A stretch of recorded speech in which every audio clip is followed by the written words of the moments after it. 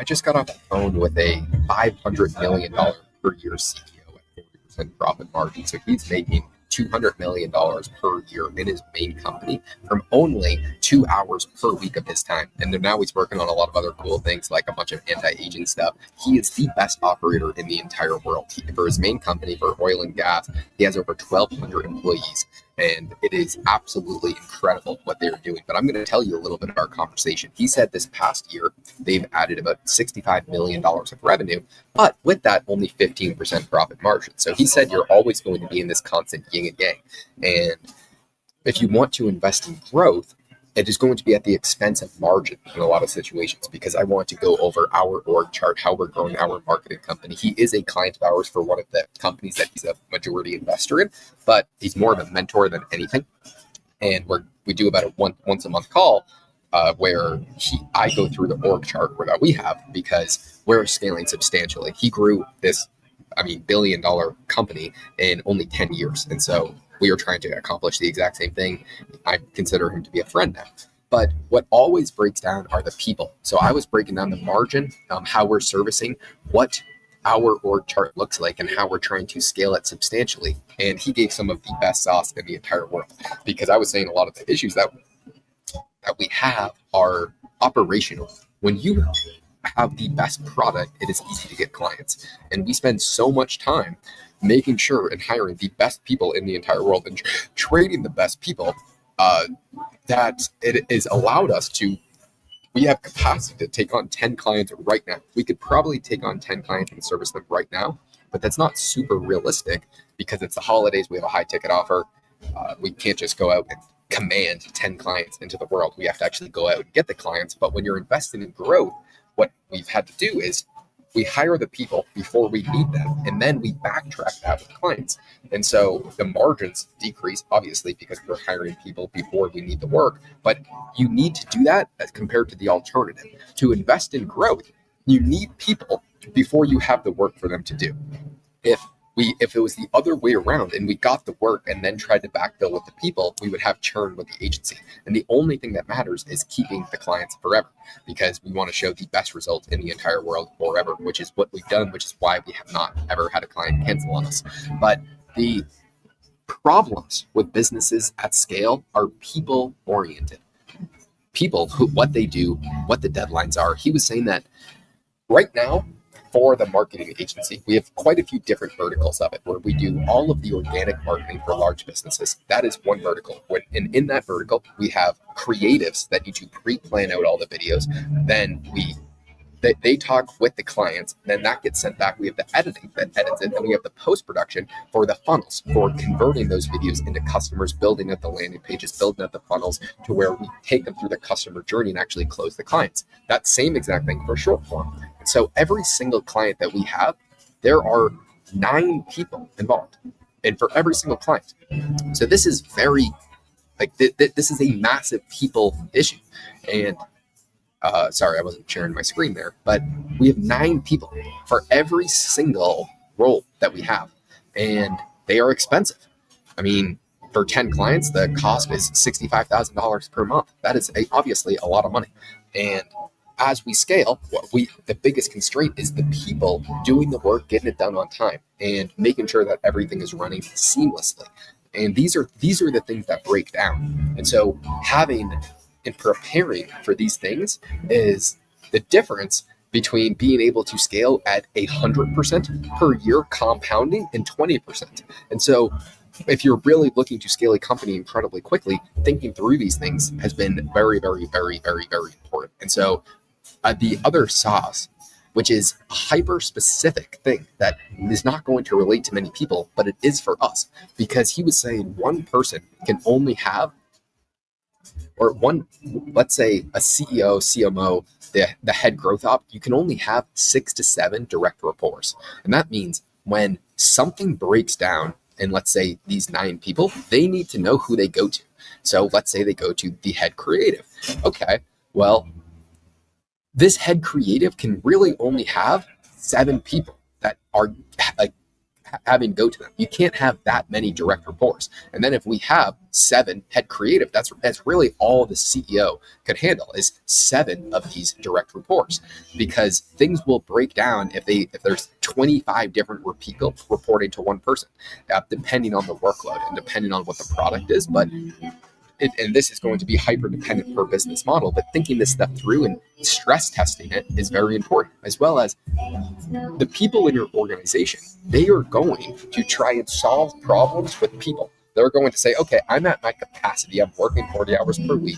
We need someone else to solve this problem that I can't figure out. And when you're scaling, you are going to hire those people because the money's coming in. I've done this. Every single person does it. But what you really need to be hypercritical of is there a better way to solve this problem? I get it that the people in your company have a problem and they want to solve it with more people, but more people is more headache. And so if you can automate it and have a system in place and a process to where that problem can get solved without a person, it will make everything run smoother, because instead of having one person, you now have 2 people, and that is double the likelihood that something breaks down and a problem occurs. And it decreases margin. I mean, you're looking at $49,000 per year, even for a low-level employee. And as you're scaling, I mean, if you hire 10 of those people, that's $500K per year straight off the bottom line. And that is massive numbers when you're scaling substantially. So if you can be hypercritical with trying to automate this and be as critical as possible. The biggest edge that we have is the hiring and training process, and understanding that agencies are recruitment talent agencies. We need to have the best possible talent in the entire world. And we are now making a daily show, because what you need at scale is culture.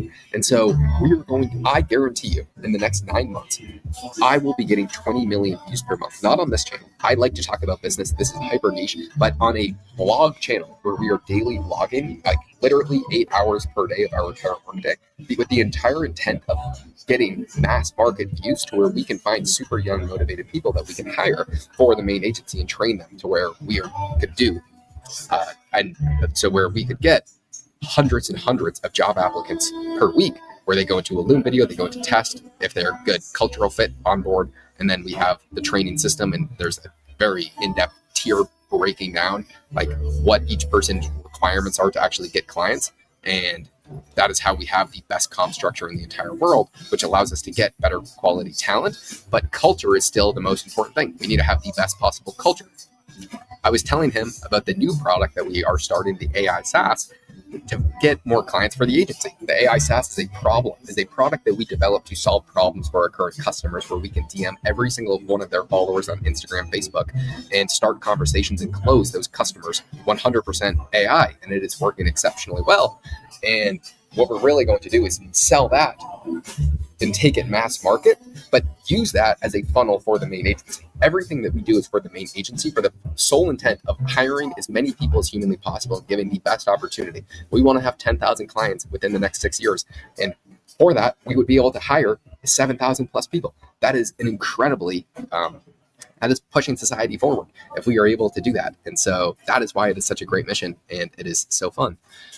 But talking to these people that have done it, he has in his main company 1,200 employees, and he manages it incredibly well, really helps us think through these very nuanced things that really matter when scaling. And when you are good at a skill, you can make a lot of money from that. But to run a business, it is a very different skill.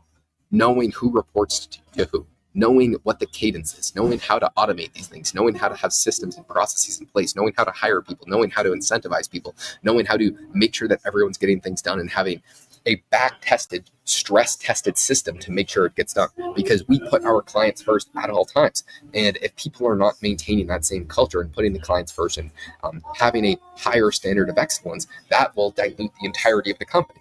And that would hurt everything. So there's so many things that go into business that it is insane. And being able to talk to people that are, I mean, he's like 100 steps ahead of where we are, but his org chart is, if this is a few hundred people, he has thousands of people in his company. And it is super cool. I get that this was a more broad, high-level discussion, but these are the things that actually matter. There are small tactics that matter, but maintaining culture, hiring, and client acquisition are the high level things that need to get done to scale a very large operation.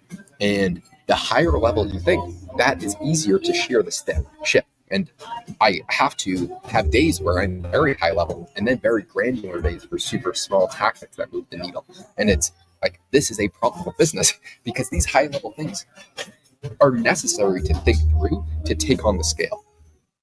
And there are some other things that we talked about that are detailed that I'm not willing to share on the internet, at least not yet, because I'm not willing to share everything that we do. But I really appreciate this person. I consider him to be an incredible mentor. And it is epic seeing people that are pretty young pushing, $250 million per year in profit and living an awesome life, because that is such an astronomical amount of money. And once you start to think in bigger terms and numbers, you realize money is nothing but a tool, and you have to be agnostic to money itself. You have to realize and respect money, but you can't worship it. And if you do, you are never going to hit these massive numbers. Because if I thought that $10,000 a month was this astronomical amount of money, we would not be able to scale to millions of dollars per month.